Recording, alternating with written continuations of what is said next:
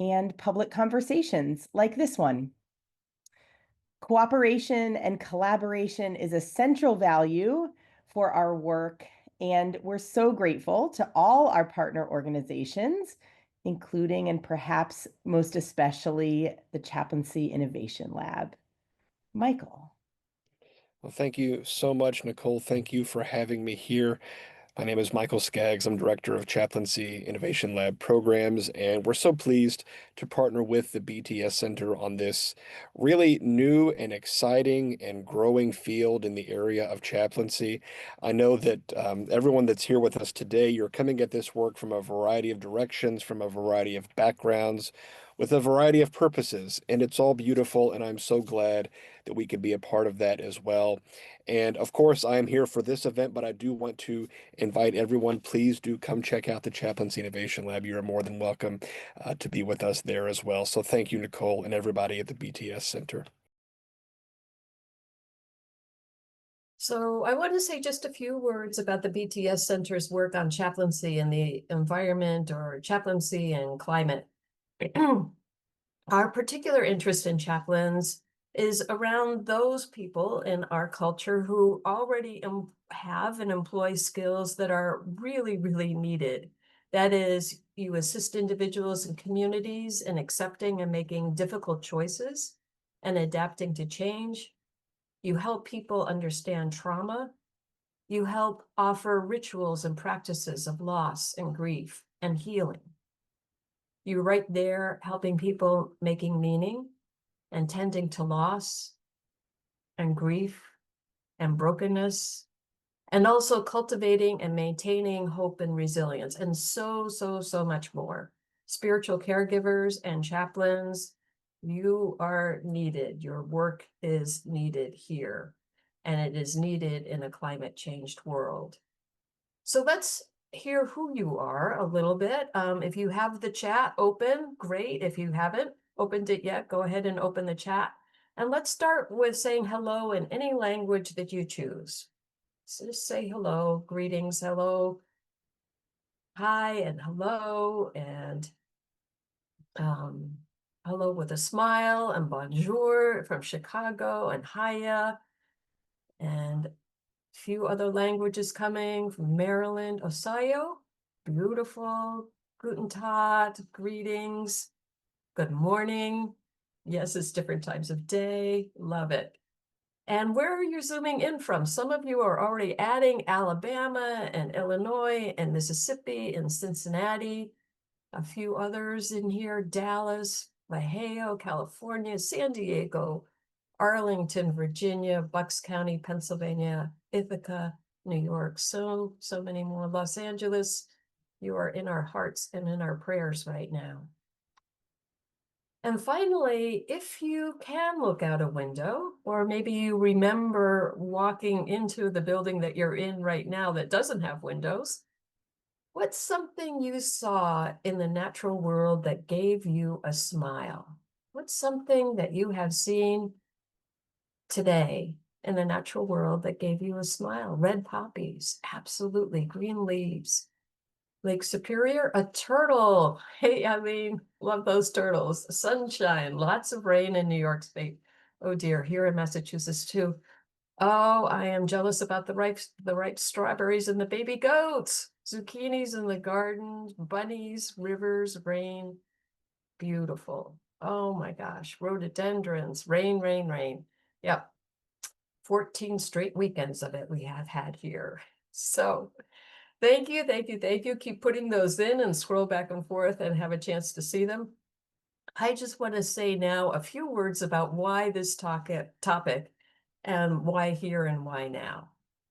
So of all the places where chaplains and spiritual caregivers serve, the spaces where there are young adults is where the climate crisis is most likely to be part and parcel of life every day and in every way. In her article, Love and Reparation, An Approach to Climate Pastoral Care, Christine Todd Johansen writes about pastoral care in a higher education setting. And she says, chaplains are challenged to navigate complex and powerful dynamics within pastoral conversations. where the sporadically expressed climate change stressors are entangled in other kinds of challenges in student life. These are experienced through a multiplicity of feelings, relations, values, cultures, views of life, and religious beliefs. Such complexities call for a pastoral care that encounters climate matters, requiring that chaplains be capable of moving between theology and psychology while differentiating between self and other to process healthy and resilient meaning making. So what I see in Christine's words are, in other words, take an already formidable and formative time of life, set it in an environment of multiple challenges and stressors, and then add in the ongoing unfolding climate crisis, which defines students' present and future. That is why we are here today, to hear directly from a variety of voices from those spaces and places. So I'm going to introduce Joshua and Sophia, and then Michael's going to introduce Camille and Carlene. I want to say just a few words from their amazing biographies, but first of all, Joshua Moses is a professor, the associate professor of anthropology and environmental studies, and the chair of the environmental studies department at Haverford College. He's got lots and lots of arts and anthropology and ecology in his background, but right now Joshua is putting his energy into the response of educational institutions to climate change and the ways we are preparing students for futures that society itself struggles to imagine. He's the co-founder of Educational Ecologies Collective, a network of collaborators facilitating conversations on learning, pedagogy, and ecological justice in the context of the climate crisis. And I understand part of that means a portable front porch to be towed around the city to have conversations and provide shade and lemonade. I love it. Sophia Brown is a rising junior at Haverford College with a major in environmental studies and a minor in anthropology. And she reflects on the overwhelming political uncertainty and rapid climate change. She is seeing urgency in developing sustainable, community-driven futures. And this summer, Sophia is working as an environmental researcher for Parks and People, a not-for-profit organization in her hometown of Baltimore that seeks to secure safe and equitable community green spaces. Michael? Thank you, Allison. And I'm very pleased to introduce our other two guests, Carlene Gardner and Camille McKenzie. Carlene is a lifelong Unitarian Universalist with 20 years experience in youth and young adult programming. Since 2018, she has led the McGill Office of Religious and Spiritual Life at McGill University, where she develops educational and experiential programs that are primarily focused on fostering spiritual wellness and intercultural and interfaith understanding. She is currently furthering her research into young adult spirituality as a PhD student in contemporary religious studies at Université de Sherbrooke. And of course, her biography is much more fulsome than that, but we have limited time here. And that's true also for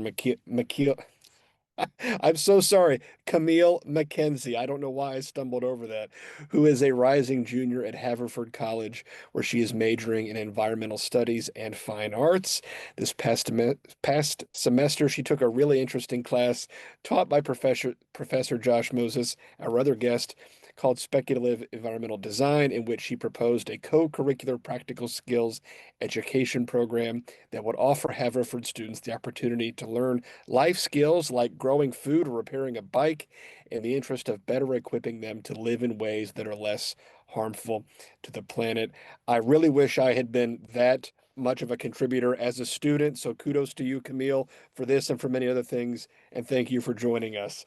I think we're going to start off our conversation this afternoon with Carlene, and I'm hoping that you can tell us a little bit about the work that you do with McGill in the Office of Religious and Spiritual Life. Yeah, thanks, Michael. Yeah, I'll take about 5 minutes or so to describe what my office has been involved with, specifically around climate and what stood out for me in this experience. So first of all, I should probably explain that McGill's Office of Religious and Spiritual Life is a multi-faith office for students, and this is a public and secular university, and a pretty large one as well. So our work might look different here compared with perhaps, some people who are joining this call from a faith-specific chaplaincy or a private college in a different part of the world. So here in Montreal, Canada. So before I started at McGill in 2018, I'd been working with teens and students through my local Unitarian church. And that was a place where everyone was pretty committed to environmental concerns, both youth and adults. And that was a very faith-specific context. But in my new job, it wasn't clear what role I had to play in addressing climate anxiety outside of faith-specific initiatives.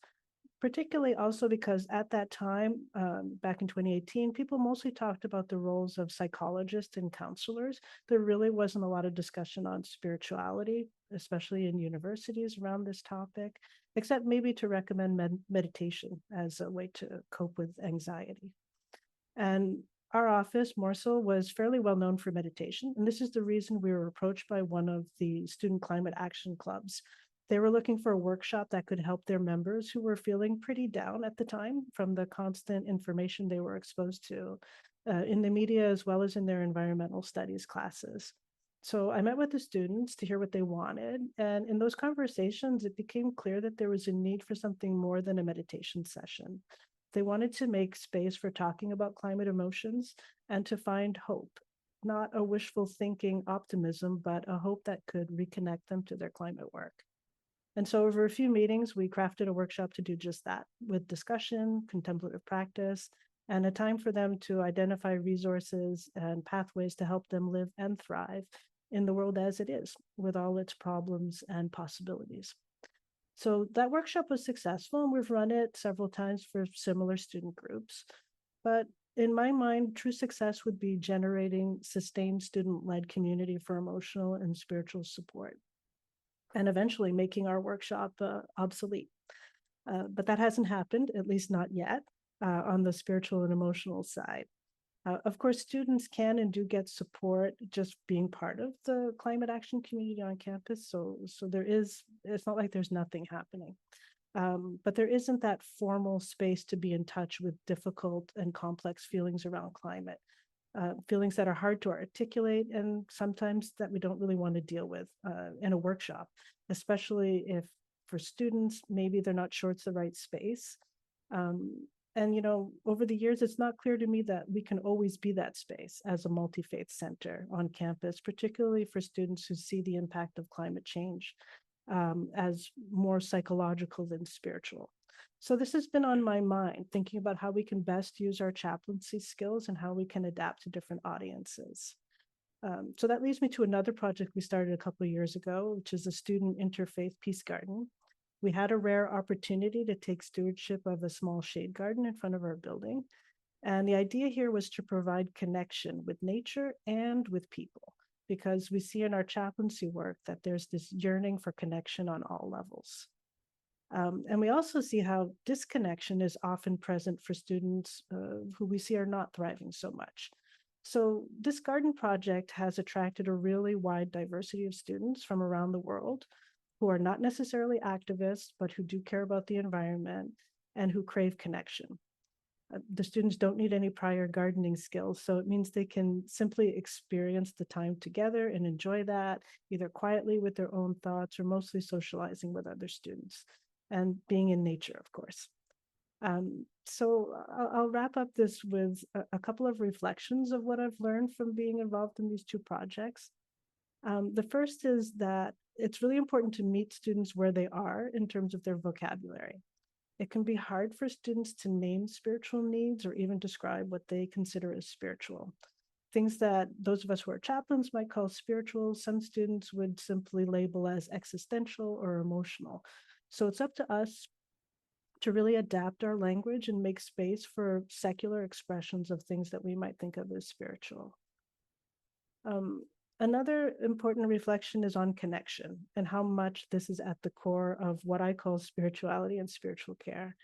It seems to always serve me well every time I put efforts into providing opportunities for students to connect both with their inner landscapes and sense of purpose, as well as with each other and the natural world, and beyond that, if they are so inclined.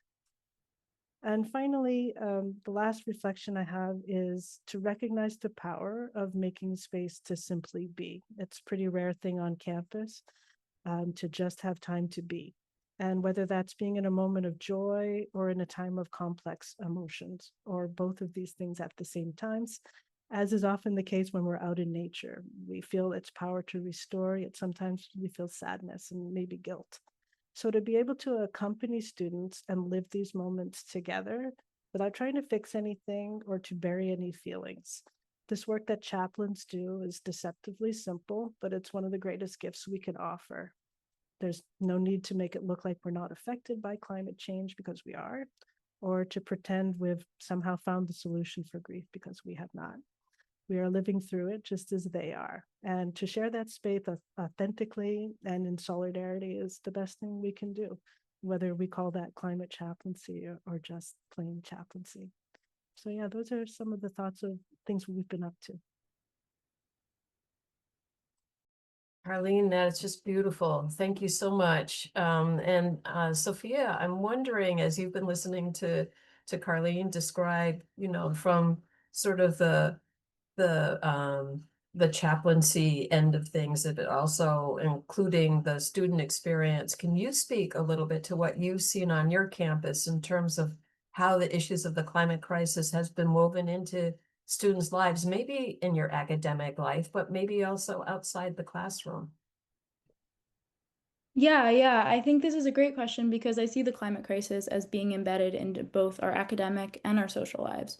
In my own experience, I'm choosing to major in environmental studies because environmental work feels urgent and necessary in the context of the climate crisis. And I think many of my peers feel similarly. The environmental studies major is becoming increasingly popular, and I think a large part of this growing interest in the field is driven by our concerns about the climate crisis. One thing I should say is the major is very interdisciplinary, and that many fields have courses that incorporate environmental themes, which I see as a response to student demand. And then in another light, I think for a lot of my peers, the climate crisis has propelled us to also engage in environmental stewardship in our extracurricular activities. I think we have a strong appreciation for the natural world. And I'm not sure if this is just because Haverford is a liberal arts college, but the Outdoors Club is one of our biggest clubs on campus. Many people enjoy bonding with each other through spending time outside, hiking and camping. And I think that this wanting to spend time outside and spend time in the environment, I think it's very much connected to thinking about environmental issues in terms of climate change. And then also, Camille and I are also heavily involved in the Committee for Environmental Responsibility, which is Haverford's main group that promotes sustainability. And our most popular event is a biannual clothing swap where students donate their clothes and we set them up on tables and racks for people to take without cost. I think my peers and I are interested in sustainable clothing practices in response to seeing the negative impacts of fast fashion. So we're considering the climate crisis and even how we choose to dress. And I think this points to how environmental issues are permeating our social conversations in ways that we might not even notice or appreciate. Beautiful. I love the creativity that you've just reflected in so many different places and spaces. It's like different facets of the same issue. I really love that. Joshua, I wonder if I can pull you in here and if you might speak just a bit about the changes that you've seen in both teaching and campus life over the past maybe decade. What's changed about what students are arriving with in terms of awareness of the climate crisis, and maybe perhaps what you're seeing in terms of emotions that are being expressed? And what does activism look like? Sophia just gave us an example of that, but you might have more. Yeah, thanks for having me on this very important call. So, when I first started teaching at Haverford, I think in 2013, students would come in, and a lot of them didn't see the climate crisis as a central challenge. They knew about it, but there was a lot of work done at the front end of the semester to kind of educate folks about what was happening. And by, I think it was 2017, I think I had one group of students where I was teaching more or less the same syllabus I'd done for 4 years. And they looked at me like the second week, they were like, we know all of this. Like, why are you telling us this? And they were like, this is like not news to us. And we want something different.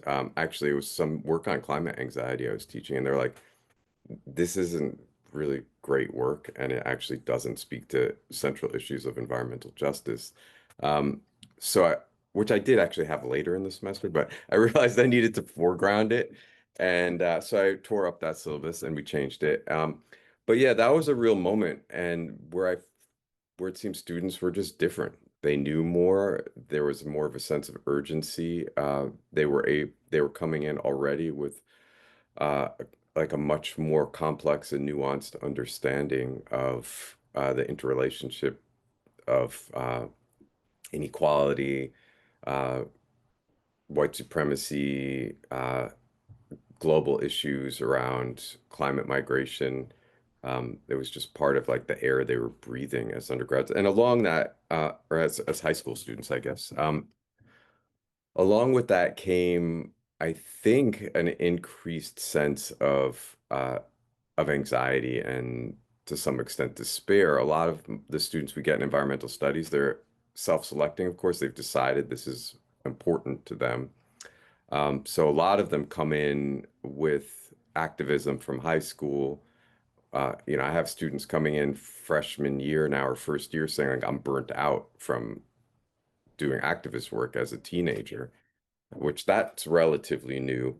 And the other thing this past semester was the first time I had a student say they're not going home where they're from, which was Arizona. They said they don't want to return to a place that doesn't have a future. I'm sure there were other students that felt that way in the past, but this was the first time a student so clearly articulated in it in class. And not going back, it was like 120 degrees for a week. That's not a place that has a future. And I imagine that's happening all over the place. As far as activism goes, there's a range. We get a lot of folks who are engaged over the years with Sunrise, for a moment, Extinction Rebellion, because we're an institution with a Quaker background. There are folks involved with Quaker activism. I'm sure I'm missing a lot of other organizations, but we have quite an active group of students in environmental studies. And then there are folks who are more interested in planting things, gardening, farming, planting trees, which you could consider another kind of activism. That's the other thing. They more and more want to be engaged. I mean, they always did, but they want like the three-dimensional world. They want to like to make a generalization, touch things, be in the world. Not just in a classroom, and not just, contrary to what you read in the media, not just on a screen. Did I answer all the questions, Allison, or did I miss anything in there? I think you did great. Okay. Wonderful. And set us All up right. and set Michael up for his next question. Cool. Yeah, absolutely. And I wanted to comment just very briefly on a couple of these things because this is such a rich conversation and we could really do an event on almost anything that we have talked about so far. Carlene, I really liked your mention of intentionally creating and fostering this space for students to just be. Um, I think most of us would concede that we are too busy and we allow ourselves to be sort of pulled along into obligations and things of that nature. And so we can maybe intellectually acknowledge that we need to slow down, but then we also have major global crises happening, and it can feel difficult to give ourselves the permission to just be, right? How can I just be when the world is on fire? Aren't I supposed to be doing something all the time? And yet there is still value in not being productive, so to speak, in just being. And so really kudos to McGill for providing that space as well. And Sophia, I loved a comment you made about having this one very clear event with a clothing swap to sort of try and mitigate the impact of fast fashion on the environment. And I really love that because this is such, I mean, it's an easy thing, and it really speaks to something that a lot of folks, they reach to quite understandably, you know, this is cheap. I need new clothing. I'm going to do that. This is something that addresses this thing that has become almost ubiquitous in our lives in a way that's really concrete and easy to engage. So I love that. Um, Camille, all these things are huge questions and issues that we're addressing here. It's very easy for people to get overwhelmed of any age, of any station, whatever. It's very overwhelming. And so I would like to know a little bit more about ways that you and your student friends have found to deal with all of this, knowing that these are very big questions. Yeah, thank you, Michael. Um, and thanks, Sophia and Carlene and Joshua. Um, I guess there are a couple ways I can answer this question, or a couple answers I have to this question. And like the first thing that comes to mind is humor. You know, that's a coping mechanism, especially for college students, I think. But I think something that's really important for me is gratitude, and that is for me like m- probably the bridge to spirituality in whatever form I've experienced that in my life. Um, Gratitude is, I think, something that grounds me in like physically and mentally in this reality and the climate changed present and our future, and kind of appreciating what we have now and what's to come. It's uncertain, but I think that gratitude is a really important foundation, like starting point for a lot of climate work, and in the sense that um it's a coping mechanism because it allows you to maybe not necessarily come to terms with what's going on, but to find some good feeling, even if it's a bittersweet feeling, in within a lot of despair about what we're going to lose, what is already lost, what people are experiencing around the globe. And I think, um, yeah, for me, gratitude is really important, and that especially within the context of, I mean, Haverford is a Quaker institution, and obviously not everyone there is Quaker, but that's kind of my background, and how I was sort of raised, and my father um, kind of taught me about gratitude, and I think that's kind of specifically um, in relation to the natural environment, and I think that has kind of been my entry point into environmental studies um, and the climate crisis. But in terms of coping mechanisms, I think I can also talk about, leaning into our college community, whether that's students, faculty, or staff. In times of political turmoil and uncertainty, which often and currently have negative implications for the climate and environment, the community has come together to support each other. And one example of that was we had like a town hall sort of after the election that was called Navigating the Federal Landscape, with the president and the dean of the college, and that gave students an opportunity to come and ask questions um, from the president and the dean, and to try to understand a little more like what it was going to look like. And even though they were uncertain, it's just I think that trying to increase transparency there was important. So having, I think, a strong connection, or stronger than I think some other institutions or some other colleges and universities have, between um, their faculty and staff and their students. I think Haverford has a lot of that. And I can talk more about that with like specifically connections between professors and students. But I just wanted to quickly mention Sophia had mentioned the Committee for Environmental Responsibility. That's another form of community where the two of us, I mean, we can work with people who share our concerns and interests and who are motivated to work on projects that feel like manageable and realistic ways of approaching issues that are related to the climate crisis within the Haverford community. And I think I guess you could describe that as a kind of a coping mechanism in that it, or even like a way to prepare us for what our lives are going to look like because it's allowing us, a chance to work on that on a smaller scale within our community and to feel like we're doing meaningful work on even if it's on a smaller scale. And I think that gives a sense of fulfillment and satisfaction that I'm grateful for, especially with the clothing swap. Sophia and I are both really involved in that, and it's especially this past semester we had our initial event, and then the two of us noticed that there was a lot of leftover clothing, which is a good thing. People are donating a lot, and but we wanted to give that a lot of that clothing a chance to get back out into the campus community, and so we decided that we would have another one, and that this time it would be um, sort of a fundraiser for. We have a thing called the Buy College Mutual Aid program, where we raise money for mutual aid for students in need across the community. And so students were encouraged to pay what they wished when they took clothing from this event.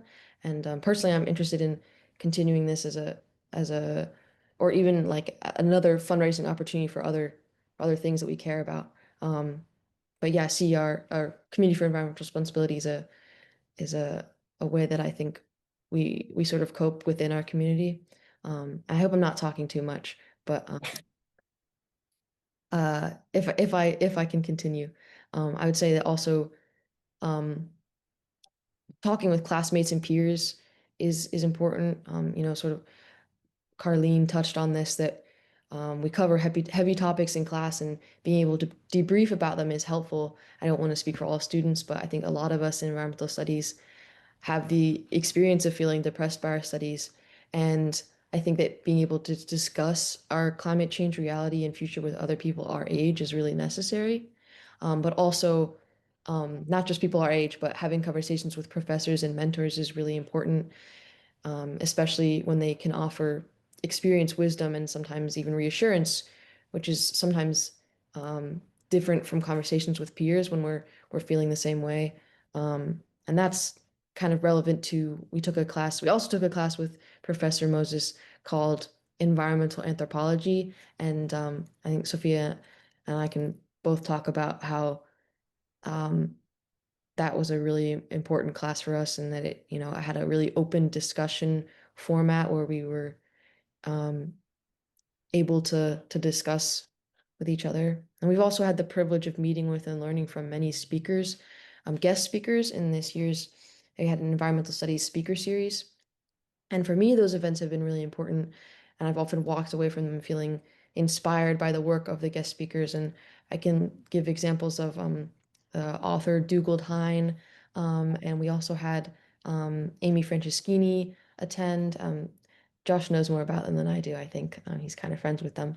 But these are other adults who are doing the kind of work that I want to do in my life, and seeing them and hearing from them makes it feel real and possible and meaningful, and I think that giving hope and inspiration is kind of a way of coping for me. So yeah. Absolutely awesome, everyone, and thank you very much for the comments that are coming and questions. We're gonna Michael and I are gonna step back for the next few minutes and just Carlene and Joshua and Camille and Sophia, what have you heard from each other that you want to pick up on or ask questions to one another? I see Joshua unmuting, so maybe you want to jump in here. Sure, I'll jump in. So mostly I see you all in class, right, which is one very particular context. And sometimes at events and for dinner. But I'm curious to learn more if there's ways you speak about the climate crisis when us dopey adults aren't around. Like if there's other language you have, you know, you don't have to reveal any student secrets, but like what the conversation, if the conversations are different, and if so, how?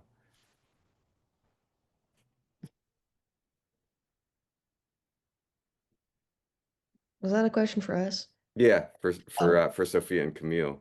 Yeah. I don't know if they're so different. I think they're very similar. I don't think we're like holding back too much.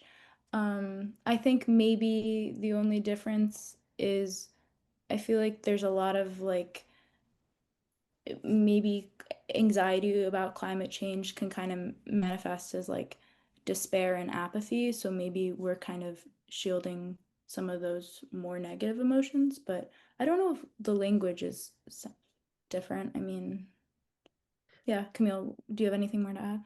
The only place I can think that language might be different would be in online circles, Mhm. social media platforms. And I can't, nothing is coming to mind immediately, but yeah, I don't know how, I think that, you know, I can't say how much any of you are engaged with the social media platforms that a lot of um, young people are really involved with in their a lot of young people are involved with in their lives, but I think that, you know, every generation develops new words and slang, and I guess there are definitely, whether or not we're aware of them, different ways that people talk about the climate crisis or just like our futures. And personally, I think a lot of that is not making light of it, but I sort of adding humor to it, because I mean, kind of what I said in the beginning, it's uh, a way of coping with something that feels really, you know, huge, and kind of, as Michael introduced that question, it's overwhelming, and so something that I guess I don't know if happens among adults, but I think for us, a big when these conversations come up, it's almost always, for me and my friends, where there's got to be some kind of joking around it, because otherwise it feels, you know, too impossible to talk about. Yeah, I definitely agree. I think humor is a great coping mechanism. And like, yeah, there's so many, I think I think Gen Z tends to make light of serious issues, like through like memes and social media. But I think it's really important because we're like still engaging with the issues.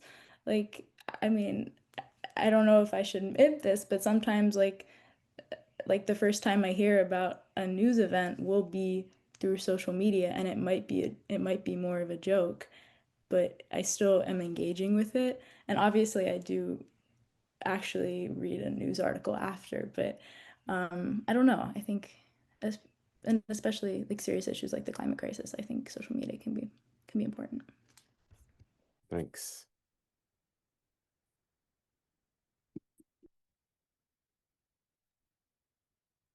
What else have you been hearing from one another? We can also turn to a couple of questions in the chat, if that is easier. I'm very interested in this question, or an invitation from Leanne, who says that she's living in a part of the world where there's a very conservative college population, and is there any wisdom on providing care where there's a lot of climate denialism? That might not be the situation on the Haverford campus, but it may be in the towns that you're operating in, the towns that you come from. Or Carlene, maybe with an international population at McGill, you might have a little more experience with that. Um, not that I know of. I don't really see a lot of climate change denialism. we do have a pretty strong environmental studies program here at McGill. And I think actually one of the nice things about being able to tap into some of those professors and seeing how their attitudes have changed over time is professors weren't necessarily comfortable engaging with students about, debriefs and, processing some of the feelings about the heavy material that was being presented in class. But we were able to actually get some testimonies from some of our climate science professors to weave into the workshop that we gave to the climate activist groups, where we really ask climate scientists to talk about not what they know or what they think about climate change, but how they feel about it. And I think tapping into that emotional aspect and showing students that, okay, these are people who've been working in climate science for 10, 20, 30 years, and they're still at it. So, kind of giving an idea of like, what's the secret sauce? How do you keep going, for decades with a lot of really heavy material? So I think that's been, really a powerful way to kind of open up some of these conversations for the professors that are willing to do that. Not all of them, of course, but it's been a great resource to be able to tap into that. Yeah, I haven't really heard climate change denialism here in Montreal. It's a very urban environment. Urban environments tend to be fairly liberal, so yeah, I haven't run into that one. Piggybacking on what Carlene was saying, at places like Haverford, you won't hear much, if any, overt climate denialism. You probably have, at least on paper, about 100% agreement about anthropogenic climate change. But what you will hear, and I suspect this is true in other institutions where you have similar kinds of agreement, is a desire to protect students from reality, often quite good-willed, and in some cases, like a beautiful aspect of adults wanting to protect students from too much information, but sometimes, from my perspective, in ways that adds to anxiety. And by this, I mean students know, and being like the adults in the room, it doesn't help them for us uh, to lie or just say it's going to be fine, or say, we don't want to expose them to these things. Obviously, we have to have a middle ground where we don't overwhelm them with too much despairing, and ourselves with too much despairing information, but protecting them, which is of course quite different from denying the reality, can add to the distress. And I've certainly been part of conversations like this.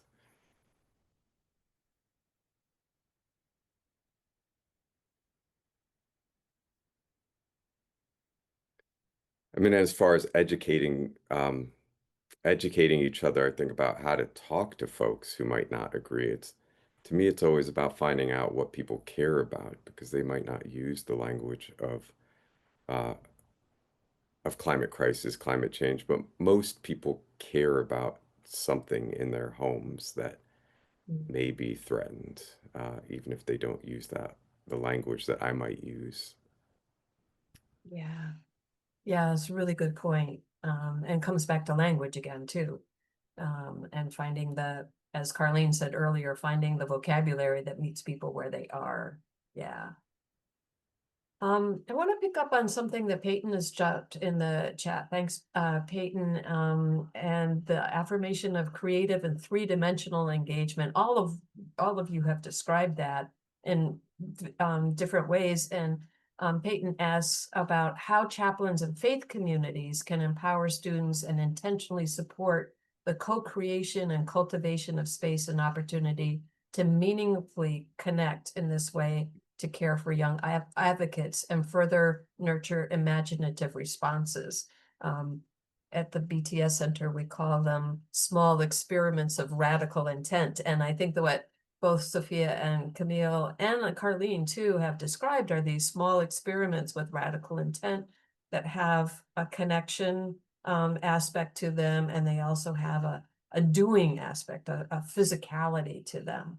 I'm wondering if any of you want to talk a little bit more sort of about the mechanics of bringing together people who are in leadership and people who are in peer relationships and how that mix happens, you know, is sort of what's the special sauce that allows that cross-generational and cross-role opportunities to arise.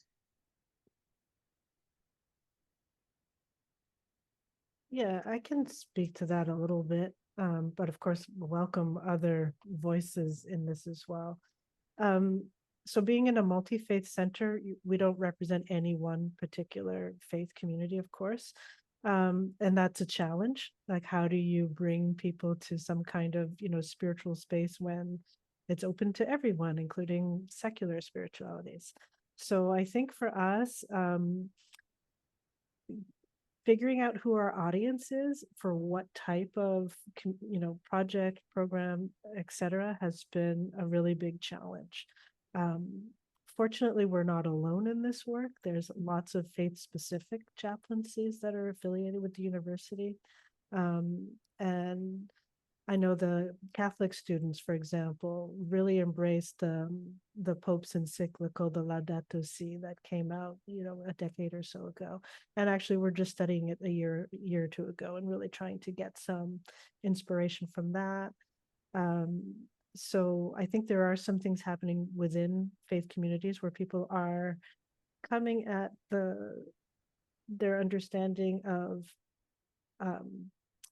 how to have meaningful action in the world is through a particular faith's perspective. And I think that's a really great thing. And, we try to encourage that as well. The kind of people I see in my office, and I suspect it's the same for a lot of multi-faith offices, is people from all horizons, the spiritual but not religious type of student. And I think in that group, we really are trying to figure out, okay, do we have those folks like Josh talked about who are coming out of high school already burnt out?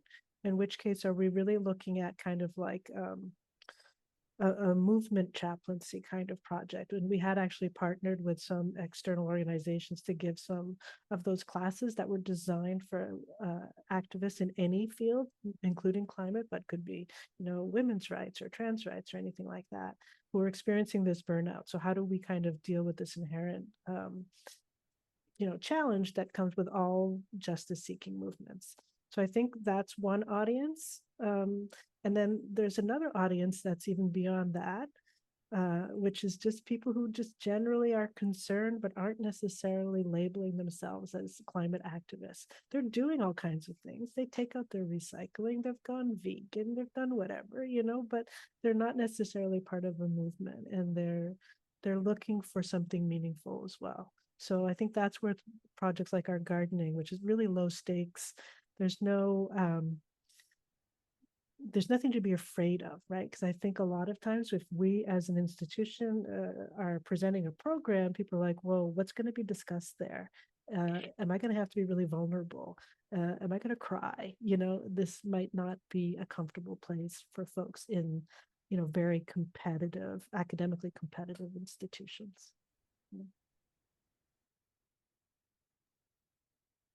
We're gonna wrap up pretty darn soon, but I'm wondering, Sophia or Camille, if there's anything that Carlene just spoke to that you want to pick up on, just that intersection between people holding different roles, different identities on a campus, finding common cause and being able to work on these small experiments together, and also creating the space for connection and deeper sharing.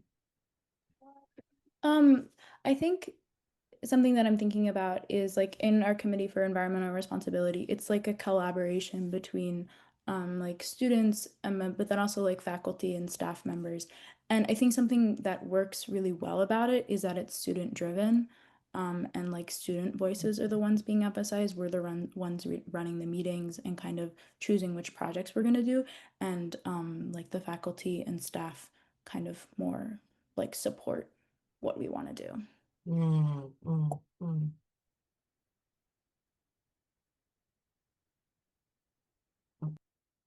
Lovely. really, really good to hear about the support and the following the leadership of the student body. That feels great. Michael, I'm going to pass it to you if you've got a last question before we begin to offer some gratitude to folks. I really just want to thank our guests for this really, in many ways, intensive exploration, but there is so much practical wisdom here that can be put into place in so many different ways, which is certainly a way that the lab likes to operate. We like to, what are the practical things we can do? We're not going to solve a problem today, but we can take certain steps. I loved the mention of the Mutual Aid Society that you made, because this is such an old school model, right? This is such an old school method of supporting a community in need, and you're really taking care of two needs at once here with addressing the environmental impact of consumerism while helping students that are legitimately in need. And there's a reason that was a very effective model for a very long time. So I'm just so appreciative of this practical wisdom that we can put into place that doesn't really require a whole lot of setup. It doesn't require a lot of theorizing or anything like that. We can just get right to it. And so I'm especially grateful to Carlene and Camille for bringing us these examples out of higher education. I imagine that we have leaders and students from other parts of higher education, other schools, other types of schools, other communities. And even though your places might look a little bit different, I really encourage you to heed some of this advice and see how some of this work can be put into place in your own institutions. Thanks, Michael. And I want to offer my gratitude to Joshua and to Sophia and ask if you've got any last words before we turn to closing here, because it feels like we've left a lot on the table in terms of where we could go with conversation, but this has been so rich. I've got two quick things about students. One, following up on what Carlene said. I'm reminded of a student I had a few years ago who came to me one day and said, I just want to buy clothes and date people. Is that a bad thing? Am I a bad person for that?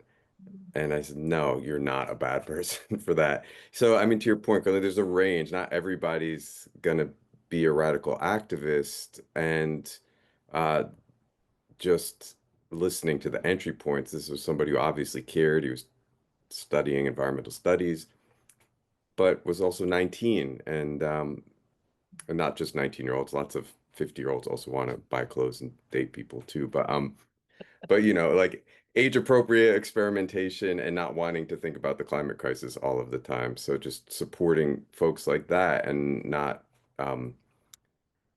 judging them seems very important. The other thing I was going to say is how, I taught a few classes this year, so it's a small sample size, but students seemed different and really really welcomed ways. They felt at once like a sense of more urgency and more grounded and more open in a way.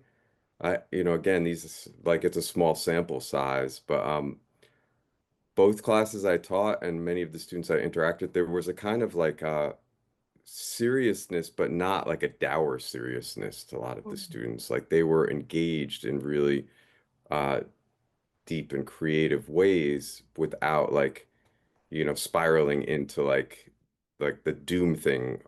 Some I spiral into the doom thing sometimes. So like we all do sometimes, I think, or many of us do, I should say. But there's something different. And not only that, Sophia and Camille, you might remember early on in the semester, I remember like students really themselves saying things like, there's too much polarization in the world and like we need to like actually not judge each other as much like and we need to figure out ways to talk about difficult things, and that wasn't coming from me, it was coming from students. So I was really impressed with that, and it was really like energizing. So thank you all for being awesome students. Thank you, thank you. We're gonna wind up now so that we can pay attention to the clock, to the time. I'm going to turn this over to Nicole, who's going to just share some information about some upcoming opportunities to continue conversations around these very important issues. Yes, and deep gratitude to everyone who stepped into the role of presenter conversationalist today. I took many a note, so thank you so much for this conversation. I want to share a few ways you can continue to relate to the BTS Center. The first of which is that this offering is coming out of our Climate Conscious Chaplaincy Initiative. And so Allison's going to be dropping some things in the chat, but we would love you to find your way to this website where we have gathered recordings from previous events like this. So please peruse the titles and plug in where you're interested, these events that we're co-hosting with the Chaplaincy Innovation Lab.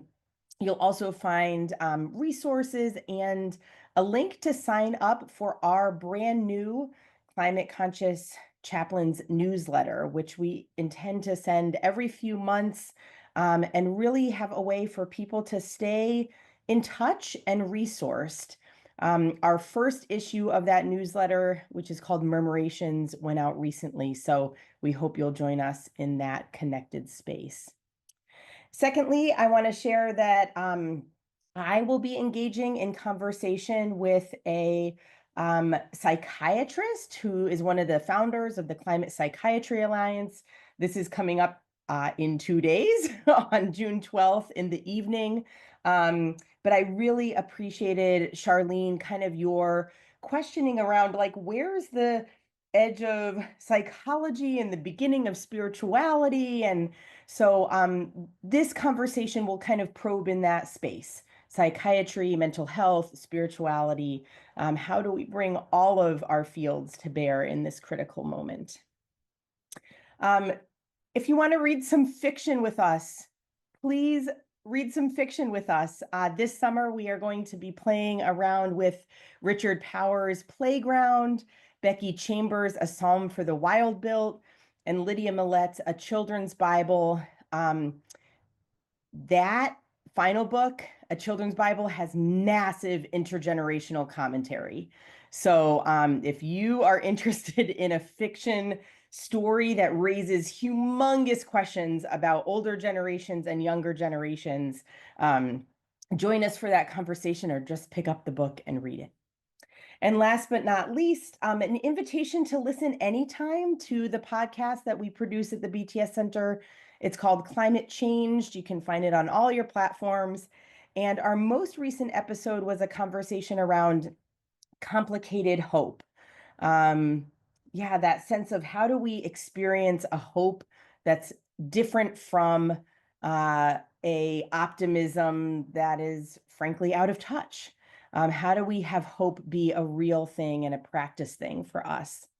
And to be released next week, if you pay attention in the feed, Allison and I are going to be in conversation around ecological grief, honesty, and the grief and lament that might come from that. So yeah, stay tuned to our podcast. There's plenty of content for you to listen to anytime. And at this point, I'll turn it over to Michael on Chaplaincy Innovation Lab things. Thank you so much. And I'm just going to pack your schedule even more.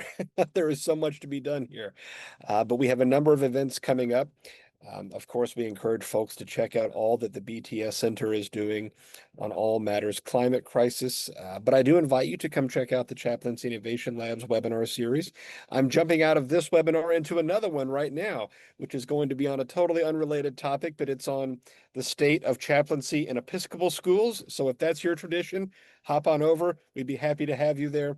We have a really interesting event coming up later in the month that is specifically on what is the overlap between spiritual care and social work.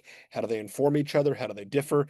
This is a question that we get a lot, especially from folks that are exploring this as a potential career path. And so if that is of interest to you, I encourage you to come check it out. And thank you all.